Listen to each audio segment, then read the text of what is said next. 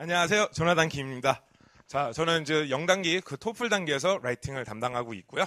자, 오늘 여러분 오신 분들은요, 이제 시험을 좀 몇 번 보신 분들도 계실 거고, 아니면 타학원에서 뭐 템플릿이라는 거 이런 거 배우시고 오신 분들도 계실 거고, 아니면 이제 처음 오신 분들도 계실 겁니다. 자, 이미 좀 배우신 분들 아니면 시험을 보신 분들은 내가 좀 잘못하고 있는 거를 이 시간에 좀 찾아내신 다음에 그다음에 그걸 좀 고치는 시간을 가졌으면 좋겠고요. 그다음에 새로 이제 시작을 하시는 분들은 이런 방식으로 토플 라이팅을 접근하면 되는구나라는 걸 깨달아 주시면 되겠습니다.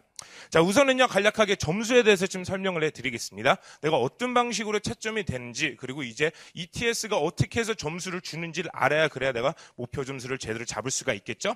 우선은요, 30점 만점인데요. 이제 통합형은요, 컴퓨터가 채점을 하고 그 다음에 사람이 채점을 합니다. 예, 이제 한 작년부터 이제 컴퓨터가 이렇게 도입됐다라고 ETS에서 이렇게 발표를 했더라고요. 그 다음에 이제 독립형 같은 경우에서도요, 컴퓨터가 채점을 하고 사람이 채점한다. 각각 이렇게 5점씩 이렇게 만점 기준으로 채점을 합니다. 그러면 성적표에서는 어떤 식으로 나오냐면요, 이렇게 평균 점수, 각 이제 문제별로 평균 점수를 주게 됩니다. 그러니까 단계별로 나와요. 빵점은 a score of 0, 그 다음에 limited, fair, 그 다음에 good 이런 식으로 뜨게 됩니다. 자, 여러분 유인물 보시면요, 제가 이렇게 다 나눠놨으니까요, 참고를 해주시면 돼요. 그러니까 예를 들어서 내가 컴퓨터가 4점을 주고 사람이 3점을 줬으면 3.5점이 돼갖고 fair가 되겠죠, 그렇죠? 그 다음에 독립형 같은 경우에는 이제 컴퓨터가 4점, 사람이 채점했을 때 5점, 그러면 4.5점 good이 됩니다.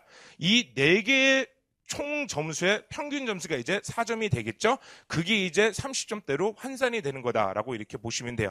그냥 단순하게 곱하기 6이 아니라 이제 환산표가 있습니다. 그리고 난이도에 따라서 플러스 마이너스 1점씩 이렇게 변동이 있다라고 보면 되겠습니다. 난이도는 근데 사실은 ETS에서 정하는 거기 때문에, 예, 옆에 계신 분이 이렇게 아무리 잘 본다 하더라도 그건 ETS에서 그냥 정해져 있는 거니까 거의 절대평가다라고 이렇게 생각해 주시고 접근해 주시면 되겠습니다. 그러니까 내가 25점을 받으려면 그러면 무조건 내가 평균 4점, 그러니까 평균적으로 통합형이든 독립형이든 그것이 나와야 된다라고 이렇게 접근해 주시면 되겠습니다. 자, 그러면요, 이제 통합형에 있어서 제가 쭉 티칭을 하면서 학생들이 가장 어려워했던 부분들, 그래서 이제 그것을 넘기기 위해서 가장 이제 벽이 됐던 부분들에서 설명을 해드릴게요. 우선 ETS에서는요, 공식적으로 이렇게 스코어링 가이드라인을 주게 되는데, 만점 기준에서 이제 여러분이 어떤 거를 제일 어려워하냐, 듣기 지문에서 중요한 정보를 선발하는 걸 좀 많이 못하시게 됩니다. 뭐 당연하죠. 뭐 들려야 뭐 이렇게 정보를 선발을 했는데, 자, 그걸 이제 많이 못하게 되고, 그 다음에 또 정보를 이제 들리신 분들도 계세요. 그러니까 리스닝을 되게 열심히 공부를 합니다. 나 리스닝 이제 25점, 26점, 27점, 맞았어. 자신 있어. 라이팅 통합형 그 아무것도 아니야. 훨씬 더 수준 낮아. 라고 하는데 점수가 안 나오는 학생들이 있어요. 왜? 리스닝은요, 사지선 답이잖아요. 그러니까 생각을 영어로 정리를 해줘요, 안 해줘요? 해주잖아요. 그러니까 골라, 그럼 맞다 이렇게 생각이 나. 근데 얘는 백지란 말이에요. 그래서 내가 아무리 리스닝이 잘 들린다 하더라도 그걸 막상 문장으로 만들려고 하면 아무런 생각이 안 나요. 그래서 되게 억울한 상태로 이렇게 집에 돌아오신 학생들이 많이 있습니다. 자, 그러면 그거를 이제 어떤 방식으로 내가 공략을 할 수 있을까? 자, 통합형 문제는요, 읽기 지문을요 3분간 읽고 그 다음에 그거를 반박하는 리스닝 지문을 이렇게 한번 듣게 되는 건데요. 자, 우선 읽기 지문이 이렇게 나왔다고 칠게요. 그냥 단순하게 그냥 내용, 지금은 아직 읽으실 필요 없습니다. 내용만 간략하게 설명을 해드리겠습니다. 서론 부분에서는요, 북미의 박쥐들이 갑자기 막 죽어가고 있대요. 예, 이상한 질병 때문에. 근데 그 질병의 확산을 막는 3가지 방법이 있다라고 말하면서요, 거기서 이제 첫 번째 본론으로 나온 겁니다. 자, 이렇게 읽기 지문이 나오고요. 그 다음에 이제 리스닝 지문이 나오게 됩니다. 그러니까 이 읽기 지문에 있는 거를 반박하는 거죠. 그렇죠? 자, 반박한 게 나옵니다. 자, 리스닝이 이렇게 쭉 나와요. 근데 이제 중요한 건 뭐예요? 이거밖에 안 들린다라는 거죠. 그렇죠? 화이트 노즈 신드롬, 좀 어려운 거, 뭔가 좀 들린 것 같아. 스프레드, 확산, 들리는 단어, 아는 단어야. 나 복합쯤 공부했어. 그 다음에 bad, 박쥐, 그래. 읽기 지문에서 박쥐가 나왔으니까, 그래, 박쥐 중요하겠지. 라고 하면서 박쥐가 들려. 그리고 트랜스미션이 들려. 자, 근데 중요한 건 이렇게밖에 안 들리는데, 아니면 내가 잘 들리더라도 노트 테이킹 하면 이런 식으로 노트 테이킹이 남는 경우가 있습니다. 그러니까 2가지 경우가 있는 거죠. 그렇죠? 중요한 거를 선발하지 못해. 그냥 들리는 것만 적는 거야. 들리는 걸 적었는데 이렇게 적었어. 아니면 정말로 이해를 해서 노트 테이킹을 이렇게 했어. 자, 2가지 이제 문제점이 있습니다. 우선은 첫 번째로는 안 들려서 이렇게 적었으면 뭐라도 적어야 되는데 못 적은 것 같아. 패닉 상태에 빠지는 거야. 근데 들려서 적으신 분들은 더 열받아. 왜? 문장이 안 나와. 그렇잖아요. 자, 그래서 여러분 통합형이라는 것은요, 여러분이 좀 체계적으로 공부하실 필요가 있습니다. 사실은요, 되게 막연하게 이렇게 나오는 것 같은데요, 막 나오는 것 같지만 사실은 ETS에서는 정해져 있는 패턴이 있습니다. 읽기 지문에서 언제나 나오는 패턴이 있어요. 정말 무서울 정도로 이 패턴을 따라합니다. 거기에서도 이제 나름 품질 관리를 해야 되잖아요. 중구난방으로 막 내면 안 되잖아요. 그래서 항상 따르는 패턴이 있습니다. 읽기 지문에서 따르는 패턴이 명백하게 있고, 그 다음에 리스닝에서도 따르는 패턴이 명백하게 있습니다. 그거를 여러분이 알고 접근하시면요, 그러면 리스닝이 잘 안 들린다 하더라도, 아니면 리스닝이 잘 들렸는데 문장이 안 만들어지는 경우에서도 충분히 내가 높은 점수를 받을 수가 있다라고 보면 되겠습니다. 패턴에 대해서 간략하게 설명해 드릴게요.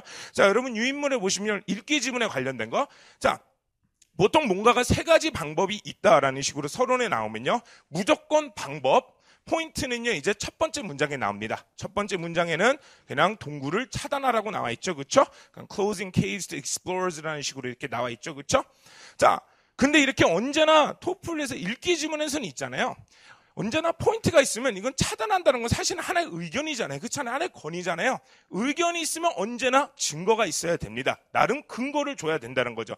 읽기 지문에서 그 근거를 찾는 방법은요, 여기서는 좀 시간이 없어서 제가 자세히는 설명 못 드리지만, 근거에 해당이 되는 거는요, 여기에 해당합니다. 이 white nose syndrome의 원인은 곰팡이인데, 이 곰팡이는 직접적인 접촉으로 인해서만 감염이 된다. 그러니까 직접적인 접촉만 안 하면 된다라는 얘기죠. 그래서 어떻게 이런 white nose 신드롬이 있는 동굴들을 어떻게, 아니면 그냥 일반적인 동굴들을 다 차단해버려서 박쥐들을 보호해야 된다. 이런 식으로 이제 리딩 지문에 나오게 됩니다.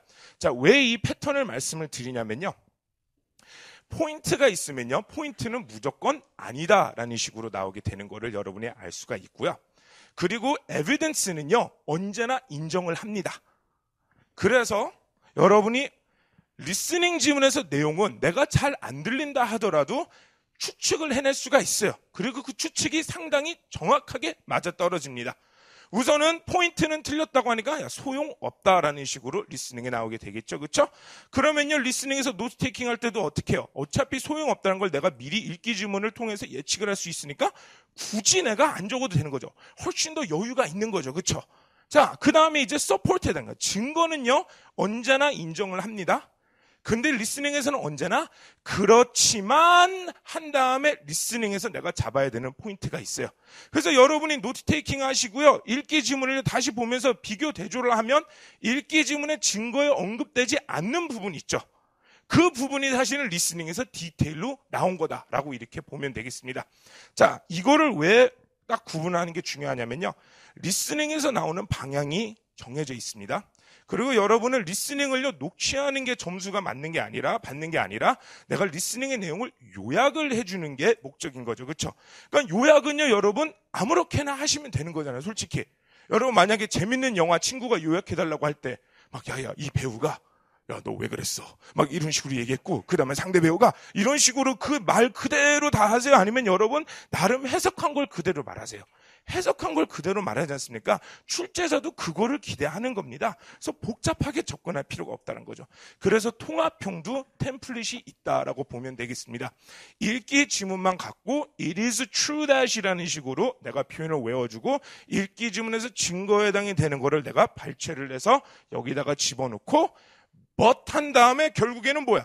내가 잡은 게 명사잖아요. 그렇잖아요. 이 명사는 무조건 다른 증거거든요. 다른 증거를 요약을 해주면 그건 뭐야? 다른 것을 말해주는 거잖아요. 그렇잖아요.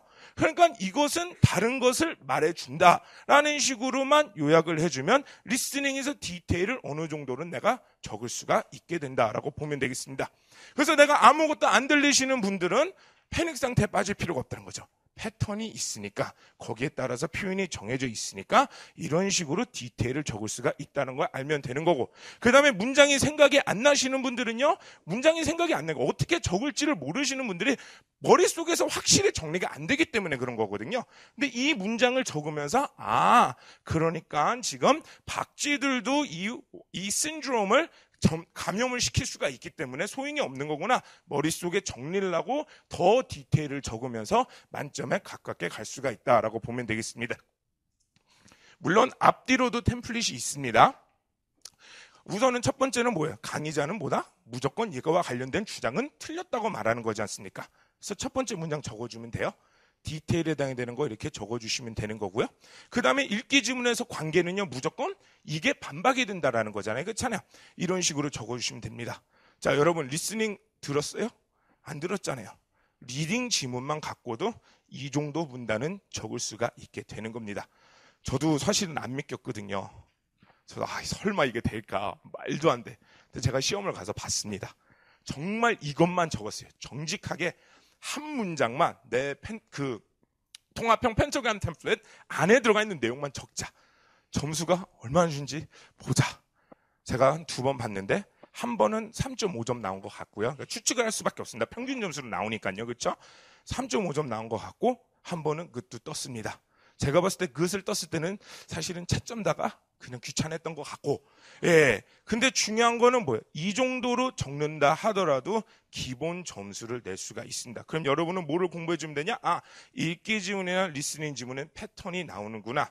그리고 생각을 정리하는 방식은 정해져 있고, 거기에 해당이 되는 표현도 정해져 있구나. 라는 거를 여러분이 보시고 익혀주시면 되겠습니다. 이 템플릿들 다 어디 있을까요? 수업에 오셔도 되고요. 아니면 책이 있습니다. 예, 영단기 토플 라이팅.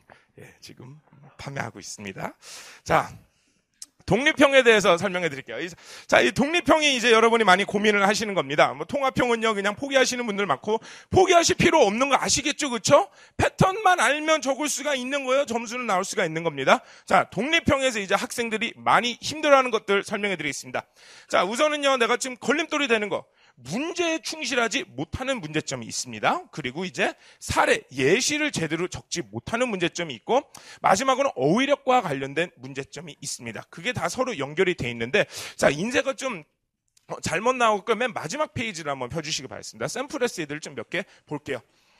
기왕이면 좀 뜨끈뜨끈한 이제 그 문제로 이렇게 하는 게 더 좋을 것 같아서요. 가장 최근에 나왔었던 토플 시험에서 나왔었던 독립형 문제입니다. 프로젝트를 진행할 때 직접 만나서 일하는 것이 이메일을 통해서 일하는 것보다 더 좋은 거냐 아닌 거냐. 그러니까 직접 만나서 프로젝트를 진행하는 게 좋은 거냐 아니면 이메일을 통해서만 이제 이 프로젝트를 진행하는 게 좋은 거냐라는 묻는 문제예요. 자, 첫 번째 거를 한번 보도록 하겠습니다. 자, 읽기는 너무 오래 걸리니까요. 요약을 할게요. 내용이 이렇습니다. 직접 만나서 해야 된다. 왜? 그게 덜 스트레스를 받으니까. 오케이. 스트레스는 상당히 사회적인 이슈야. 오케이. 사람들이 많이 스트레스 때문에 고생하고 있어. 오케이. 그래서 행복하지가 못해. 오케이. 그래서 아파. 그래.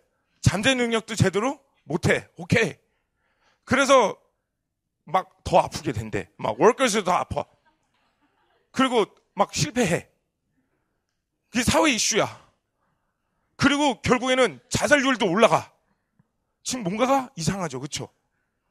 근데 여러분이 읽으시잖아. 아무 생각 없이 읽으면요 더 끄덕끄덕해요. 왜? 표현은 다 그럴싸하거든요. 그러니까 이런 실수를 많이 합니다. 표현은 되게 좋은 걸 많이 배워. 막 수거 배우고 나 이제 수거 알았어. 이제 할 수가 있어라고 하면서 막 생각이 나는 걸 그대로 다 적어. 근데 이거 은근 의외로 되게 많이 일어나는 일이에요. 여러분 그런 거 있잖아. 막 유학 얘기하다가 갑자기 외계인 얘기까지 이렇게 금방 흘러가요. 이거 좀 조심하지 않으면요. 그렇잖아요. 야, 유학 간다. 그래? 야, 너 어디가? 미국 간대. 야, 미국 좋잖아. 아니야, 나 시골이야. 야, 그래도 시골 공기 좋잖아. 야, 시골 되게 밤하늘도 되게 별도 많잖아. 그래, 별 많지. 야, 근데 우주 진짜 넓다. 근데 야, 우주에 정말 우리 혼자만 있을까? 막 이런 식으로 지금 어떻게 했어요? 유학 얘기하다가 갑자기 외계인 얘기로 이렇게 가잖아요. 그렇잖아요. 이런 게 우리 습성의 배경 있습니다. 여러분 다 경험했을 거예요. 그래서 여러분이 그냥 막연하게 좋은 표현만 알고 그걸 계속 적으려고 하면 지금 일관성 있게 못 적는다는 거죠. 문제에 충실하지 못하게 되는 문제가 있습니다. 그래서 여러분 중에 나는 표현을 많이 외웠어. 근데 점수가 이상하게 안 나와. 한번 에세이 잘 보십시오. 아니면 나는 이런 성격이야. 뭔가가 에세이를 쓸 때 한 문장만 적으면 돼. 왜? 한 문장이 있으면 막 생각이 나. 막 생각이 나는 게 이상하게 생각이 나. 갑자기 막 이메일 보내는 것보다 막 같이 일하다가 갑자기 자살까지 하면 좀 너무 점프가 크잖아요. 그렇잖아요. 그 부분 여러분 조심해 주셔야 되겠습니다. 자, 두 번째 거를 볼게요. 이것도 여러분이 자주 하는 실수입니다. 자, 얘는 문제가 뭐냐면요. 앞에 부분 그러니까 되게 잘 정리를 했어. 그러니까 스트레스를 덜 받는다. 이렇게 같이 일하면 왜 우리가 너무 바쁘니까 그러니까 이제 이메일 답변 기다리는 거 상당히 스트레스가 많이 된다라는 식으로 이렇게 언급을 했습니다. 그리고 이제 예시도 줬어. 나 예시 줘야 되니까. 그래서 예시는 그럴싸해야지라고 하면서요. 이제 어떤 책들이나 이렇게 아니면 템플릿 이렇게 주워본 거 보면 Harvard Journal of Economics 그래. 이거 진짜 존재하는지도 몰라요. 근데 아무튼 Harvard 그래. 하버드에서 나왔다라고 하면 이거는 100% 점수를 잘 받아라고 하면서 하버드에서 이런 연구 결과가 나왔다라고 하면서 연구 결과를 이렇게 적습니다. 지금 여기 있는 거 experience the most stress 이거랑 차이가 있어요, 없어요? 거의 차이가 없죠? Waiting for emails가 very difficult라는 거는 지금 위에 읽어보면 waiting for emails가 burdensome 하다는 얘기죠. 그렇죠? 결국에는 예시만 껍데기만 하버드라고 적었다 뿐이지 내용은 지금 위랑 똑같아 안 똑같아? 똑같잖아요. 컴퓨터가 이거는요 금방 잡아냅니다. 이 사람 같은 테마 내에서 제대로 표현을 응용하지를 못하네? 라는 식으로 이렇게 바로 판단하기 때문에 절대 그것을 넘기지 못합니다. 여러분 중에서 혹시 내가 템플릿 중에 연구 결과와 관련된 거 템플릿 알고 계시는 분들은요. 템플릿 제대로 외워주십시오. 분명히 내용은 좀 다를 겁니다. 그냥 하버드 그래 이거면 돼 라고 믿으면요. 점수에 분명히 한계가 있습니다.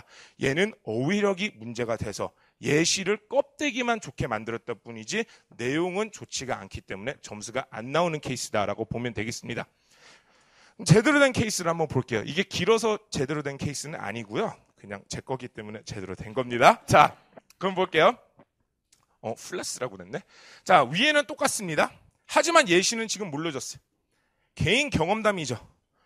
개인 경험담. 수준은 분명히 하버드보다는 낮습니다. 하지만 그거는 사실은 점수에 관련이 없는 거죠. 왜? 어휘력을 내가 발산을 해야 되니까. 그리고 일관되게 내가 적어야 되니까. 내용을 보면요. 그러면 어떻게? 내가 이메일을 통해서 일한 사례가 다양한 어휘를 통해서 표현이 됐죠? 상황이 좀 묘사가 됐다라고 보면 되겠죠? 그리고 결국에는 스트레스를 받았다라는 거를 스트레스를 받은 거 어떻게? 조금 더 세부적으로 다양한 표현을 이용하면서 좀 적어놓은 게 보일 겁니다. 그리고 왜 이게 너무 fast-paced world에 이게 왜 너무 어려운지 이것도 내용을 제가 좀 묘사를 했다라고 보면 돼요. 집에 가서 한번 쭉 읽어주시면 되겠습니다. 결국에는 똑같은 얘기를 두 번 했지만 전에 있는 거랑 좀 다르죠? 여기서는 조금 더 세부적으로 했죠? 그러니까 어떻게 돼요? 어휘력이 있다라는 걸 내가 증명해 줄 수가 있게 되는 겁니다. 그래서 컴퓨터가 딱 채점을 했을 때 얘는 일관성 있게 어휘력을 다양하게 표현할 수 있구나라고 하면서 좋은 점수를 받는 에세이다라고 보면 되겠습니다. 자, 근데 여러분께서 이제 공부하시는 입장에서는 어떻게? 이거 그냥 막 에세이 같은 거 보면 막 한 달 안에 공부하면 막 yeah, email and in person, it's easy, right? I mean, guys, you got to do it in person because guys, so stressful waiting for emails. I mean, 막 이런 식으로 생각이 나요? 아니잖아요, 그렇잖아요. 막 생각이 안 나잖아요, 그렇잖아요. 그러니까 결국엔 이것도 어느 정도로 내가 조절할 수가 있어야 된다라는 거죠. 근데 사실은요, 어떻게 조절하면 되느냐? 여기서 스트레스를 받는다라는 거. 이유는 스트레스를 상당히 많이 받을 수가 있잖아요. 이것저것 다 스트레스 받을 수 있는 거는 이유를 언제나 적을 수 있죠. 그러면 무조건 내가 본론을 시작할 때 스트레스를 받는다는 문장 똑같은 식으로 적자. 예시에서도 스트레스를 받는 걸 똑같은 식으로 적자. 이런 템플릿을 여러분이 외워주시면 그러면 적어도 컴퓨터가 생각했을 때 스트레스와 관련이 된 건 어떻게 되는 거야? 내가 확실하게 아는 사람으로 판단이 되고 거기서 내가 점수를 낼 수가 있다라고 이렇게 보면 되겠습니다. 그래서 여러분이 템플릿을 외우실 때 막연하게 그냥 이거 좋은 표현이야 이런 식으로 외우는 것보다 포커스 있게 외워주셔야 되는 겁니다. 템플릿이 스트레스와 관련이 된 거면 그러면 스트레스와 관련된 다양한 표현, 좀 더 깊게 들어갔을 때 설명했을 때 나오는 어휘들을 그것만 집중적으로 익히고 언제 어디서 사용이 되는지 익혀주시고 그걸 적용하면 좋은 점수가 나오게 되는 겁니다. 자, 집에 가서 한번 읽어보십시오. 이거는 템플릿을요 제가 전혀 다른 문제에 입혔습니다. 이거는 전에 나온 시험 문제에 스트레스를 입히게 된 건데 보시면요 표현이 그대로 사용이 됐다라는 걸 보실 수 있을 거고요. 사람이 읽어도 와 얘는 말이 된다라는 느낌이 이렇게 나게 될 겁니다. 정리를 해드리겠습니다. 결국에는요, 언제나 다른 선생님도 이렇게 말씀을 하신 거지만 내가 생각했을 때 좋은 글을 적는다라고 해서 점수가 나오는 게 아닙니다.